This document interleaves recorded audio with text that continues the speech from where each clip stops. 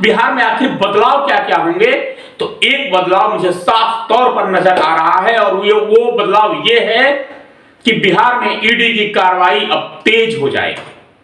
ED दिन रात छापेमारी करेगी। लालू प्रसाद यादव के परिवार को समन पर समन जारी किया जाएगा। तो हो सकता है कि तेजस्वी यादव को जेल भी भेजा जा सके। हालांकि राजनीतिक पंडित इस बात से भी नकार रहे हैं, केंद्रीय नेतृत्व या नीतीश कुमार ऐसा कोई रिस्क नहीं लेंगे कि तेजस्वी यादव को जेल भेजने की बात सोचे। लेकिन सवाल क्या यह है कि यह बदले की भावना से किया जाएगा? तो नहीं, सच्चाई इसके पीछे कुछ और है। सच्चाई यह है कि तेजस्वी यादव और लालू परिवार नीतीश कुमार पर यह दबाव बना रहा था कि साहब आप सीएम हैं। और एक बात आप जान लीजिए कि पीएम, सीएम और डीएम, इन्हीं में सारी शक्तियां निहित होती हैं। लालू परिवार यह दबाव बना रहा था, तेजस्वी यादव यह दबाव बना रहे थे नीतीश कुमार पर कि आप बतौर सीएम लालू परिवार को संरक्षण दें, ईडी से बचाने का काम करें। नीतीश कुमार यहां पर पांव खींचते नजर आ रहे थे और यह बहुत बड़ा मसला था जिस वजह से यहां गठबंधन टूटा। और भी कई कारण थे। किसी भी इतने बड़े राजनीतिक घटना चक्र के पीछे कोई एक कारण, कोई एक वजह नहीं होता, लेकिन यह बहुत बड़ी घटना थी, यह बहुत बड़ा कारण था।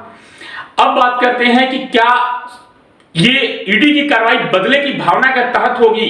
तो नहीं, यहां आप गलत हैं, क्योंकि लैंड फॉर जॉब स्कैम में जो घोटाले हुए हैं उसकी जांच ईडी कर रही है, क्रमशः कदम दर कदम आगे बढ़ रही है और यह मामला अब तूल पकड़ता जा रहा है। कई बार समन जारी किया जा चुका है और अब ये ईडी तेजस्वी यादव को जरूर टांग लेगी।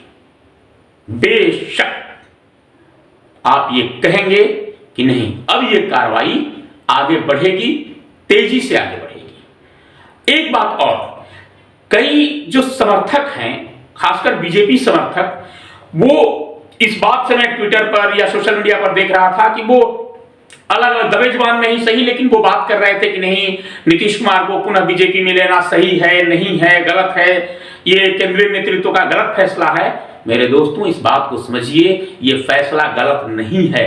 इसलिए गलत नहीं है कि यदि केंद्र में मोदी सरकार को आना है 2024 में, तो बिहार को इग्नोर नहीं किया जा सकता, जहां 40 लोकसभा की सीटें हैं और 40 लोकसभा की सीटों पर जीतना आवश्यक है। मैं ये नहीं कह रहा कि बीजेपी अकेले नहीं जीत सकती थी, लेकिन बिहार की राजनीति अन्य राज्यों की राजनीति से बिल्कुल अलग है। वहां बात ही जाति से शुरू होती है और जाति पर खत्म होती है, और उस जातीय समीकरण को साधने में नीतीश कुमार को महारत हासिल है। वो वहां के बिहार के राजनीति के कण कण से वाकिफ हैं। तब आज वो एक लैला बने हुए हैं और बाकी सारे मजनू बने हुए हैं। उनके ही आगे पीछे इर्द गिर्द उनके ही, आज 20 वर्षों से उनके ही इर्द गिर्द, उनके ही आगे पीछे राजनीति चक्कर लगा रही है। उस राजनीति के सूर्य वहीं बने हुए हैं, बाकी सारे ग्रह बने हुए हैं बिहार में खासकर। तो नीतीश कुमार का आना बीजेपी के लिए फायदेमंद है। मैं देख रहा था सोशल मीडिया पर बहुत लोग कह रहे हैं कि नहीं, बीजेपी गलत कर रही है, नीतीश कुमार को नहीं लेना चाहिए। राजनीतिक परिदृश्य अलग होते हैं। आप बहुत अच्छे हैं, लेकिन जब सीटें नहीं आती हैं ना, तो आप बुरे हो जाते हैं, पल भर में बुरे हो जाते हैं, तमाम कमियां आप में तलाशी जाने लगती हैं। और यही कारण है कि केंद्रीय नेतृत्व ने यह डिसीजन लिया कि नहीं, नीतीश कुमार यदि आ रहे हैं तो उनका स्वागत किया जाए। लेकिन जो सबसे बड़ा बदलाव होगा, वो बदलाव ये होगा कि ईडी की कार्रवाई अब बिहार में तेज हो जाएगी, सीबीआई की कार्रवाई बिहार में अब तेज हो जाएगी और बिहार के राजनीति पर इसका बहुत बड़ा और गहरा असर देखने को मिलेगा। एक बात और कि आखिर परेशानी इससे किसको है? तो देखिए दोस्तों, परेशानी सबसे ज्यादा